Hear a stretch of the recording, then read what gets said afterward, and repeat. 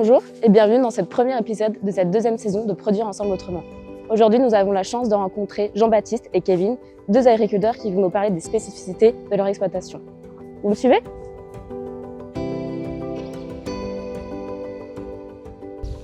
Bonjour Jean-Baptiste. Bonjour Lorraine. Merci de nous accueillir ici. Bienvenue. Est-ce que tu peux nous parler plus de ton exploitation du coup ? Oui, donc nous sommes une exploitation en grande culture céréalière, pas de culture industrielle. Ok. Des sols crânettes, argilo-calcaires et un petit peu de limon. Des parcelles très morcelées, donc pour 140 hectares, on a à peu près une quarantaine de parcelles. Pourquoi vous avez décidé de mettre en place des couverts courts sur l'exploitation ? On mettait déjà des couverts longs suite à la réglementation pour l'hiver et on a vu beaucoup d'effets bénéfiques, notamment le salissement et la structure de sol. Donc on a choisi de l'adapter pour les couverts courts. Et est-ce que tu peux me dire aussi pourquoi vous avez décidé d'opter pour des couverts diversifiés à haute densité de légumineuses ? Donc en 2022, suite au prix de l'ammonitrate, à 2,50 € l'unité d'azote, et une formation avec Thierry Tétu, enseignant-chercheur à l'UPJV d'Amiens et agriculteur, on a voulu mettre en place les couverts de légumineuses à haute densité afin de réduire le post-azote des cultures. Est-ce que vous avez pu tirer des enseignements particuliers du coup et lesquels ? Oui, donc la févrole est la meilleure plante qui ressort des essais, donc par son taux de germination et sa production de biomasse. Cependant, il ne faut pas dépasser 100 kg/hectare, sinon elle étouffe le mélange. A contrario, le trèfle d'Alexandrie est la plante qui a le plus de difficultés à germer dans nos parcelles. Donc on a choisi de la remplacer par de la vesse, en l'occurrence de la vesse commune qui germe très bien et qui a une bonne production de biomasse. Grâce à ça, notre meilleure modalité a réussi à produire 3 tonnes de matière sèche hectare. Elle a produit 35 unités d'azote restituables, et ce qui fait 2,50 € l'unité d'azote. D'accord. Et pour finir, il me semble avoir vu des moutons dans des couverts. Est-ce que tu peux me dire l'intérêt justement d'y faire pâturer les moutons ? Oui, donc l'idée c'était de valoriser les couverts et de nourrir le cheptel en même temps. Donc les brebis pâturent avec les agneaux les couverts végétaux. On a quand même pu remarquer une diminution des campagnols via l'ouverture progressive des espaces.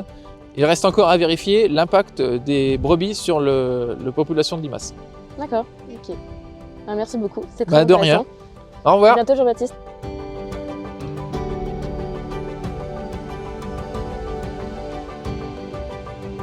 Bonjour Kevin, merci d'être là avec nous. Bonjour Lorraine, merci de me recevoir. Est-ce que tu peux nous parler un peu du coup des spécificités de ton exploitation et ton parcours ? Ouais, donc on se situe sur l'exploitation agricole du Paraclet. On est une exploitation un petit peu atypique étant donné qu'on a un lycée agricole et qu'on dépend directement du ministère. Donc on se situe sur le plateau Picard sud d'Amiens. Notre spécificité très simple, on a un élevage, on a un polyculture élevage allaitant où l'on valorise toute notre production en magasin, étant donné qu'on a une partie atelier magasin. On a globalement 200 hectares sur l'exploitation, avec 110 hectares de grande culture et le reste en prairie. Ok, super. Est-ce que tu peux me parler maintenant des rotations que vous faites sur l'exploitation et de la SAU aussi du coup ? Donc en termes de rotation, si on prend un peu une rotation type semi-direct, on peut retrouver du colza, blé, escourgeon, donc assolé. Ouais. Ensuite on peut repartir sur un protéagineux ou un métail, des choses comme ça. Et après on repart sur 2 cultures de printemps pour aussi pallier un peu ce salissement. Donc ça c'est un premier point. Deuxième point, dans la partie limon argileux, vraiment une valeur ajoutée plus importante, un potentiel plus important. On retrouve pommes de terre fécule, production un peu industrielle. Ensuite du colza, du blé. Enfin voilà, on peut retrouver tout ce schéma-là derrière sur des rotations de 6 ans. Et ensuite avant plutôt des rotations de 7-8 ans plus longues sur la partie semi-directe. Donc vous mettez en place des couvertures des sols sur l'exploitation, il me semble. Pourquoi et du coup, pourquoi tendre vers la couverture permanente des sols aussi ? Bien avant nos cultures, donc pour pouvoir toujours avoir une couverture de sol dans le sens pour pallier aussi à l'érosion, étant donné qu'on est dans les vallées, comme vous pouvez le voir ici, problème d'érosion, que ce soit en culture de printemps ou en culture d'hiver, on a un couvert. On retrouve aussi la partie azote. Donc voilà, on essaie de chercher un peu de points d'azote, de ramener de l'azote différemment par l'effet vert du couvert. Donc plusieurs points. Et du coup, grâce un petit peu au GI2E qui a été mis en place, on a fait un essai colza lotier pour justement voir un petit peu sur la durabilité sur une parcelle type.